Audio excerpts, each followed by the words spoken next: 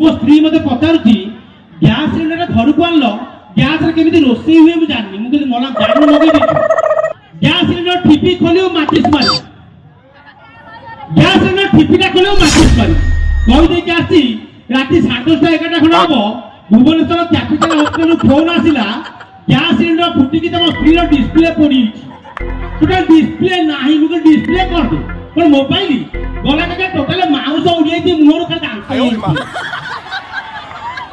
ମୁଁ କହିଲି ଆଜ୍ଞା ୟାକୁ ଯଦି ନଡ଼ିଆ ଦେବ ଇଏ କରିଦେବ। ଡାକ୍ତର କହିଲେ ବ୍ୟସ୍ତ ହବାର କିଛି ନାହିଁ ପ୍ଲାଷ୍ଟିକ ସର୍ଜରୀ କରିଦେବା।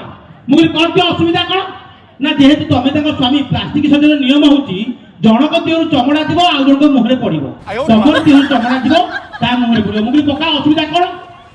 ମୁଁ ପୁରୁଷ ତା ସ୍ୱାମୀ ମୋ ଦେହରୁ ଚମଡ଼ା ଯିବ ତା ମୁହଁରେ ପକାଅ।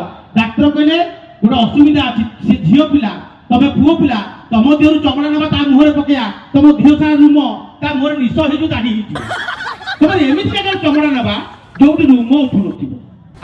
ସମସ୍ତେ ନିରବ। ବିଜ୍ଞାନ କହୁଛି ଆଜ୍ଞା ମଣିଷର ହାତ ପାପୁଲିରେ ରୁମ ଉଠେନି। ଦବାର ଚାନ୍ସ ନାହିଁ। ହାତ ଏପଟେ ପକେଇଦେବ ଏପଟେ ପକେଇଦେବ ନାକଟା କଳା ହେଇଯିବ। ନା ଗୋଟେ ଜିନିଷ ପାଦ ତଳୁ ଦେଇଦିଅ। ମୁଁ କହିଲି ପାଦରୁ ଦେଇଦେବ କାଲି ସକାଳେ ପିଇକି ମନ ହବ ଗୋଟେ ଗେଲ କରିବା ପାଇଁ ଲାଗିବ ଲାଟିନି ଚଟାଣକୁ ଗେଲକୁ ଦବାର ଚାନ୍ସ ନାହିଁ। ଡାକ୍ତର କହିଲେ ଆଉ ଗୋଟେ ଜାଗାରେ ମଣିଷ ରୁମ ଉଠେନି। ମୁଁ କହିଲି କୋଉଠି ଆଉ କୋଉଠି?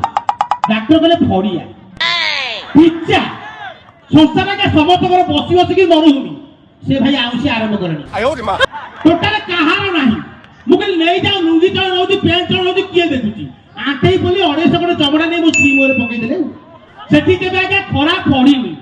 ପାଉଡର କଣ କ୍ରିମ କଣ ଜାନି ଯେମିତି ମୋ ସ୍ତ୍ରୀ ମୁହଁରେ ପଡିଲା ପାଉଡର କ୍ରିମ ମାଡ ହେଲା କି ସୁନ୍ଦର।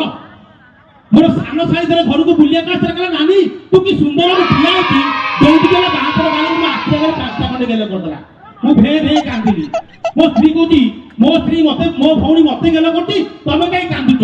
ମୁଁ କହିଲି ଖୁସିର ଲୁହ ନା ମାନେ ମୁଁ କହିଲି ତୋ ଭଉଣୀ ଯେତେବେଳେ ତୋ ଗାଲକୁ ଗେଲ କରୁଥିଲା ମତେ ଲାଗେ ସେ ଗାଲକୁ ଗେଲ କରୁନି ମୋର ବାହାପର ପିଚାଟାକୁ ଗେଲ କରୁଛି।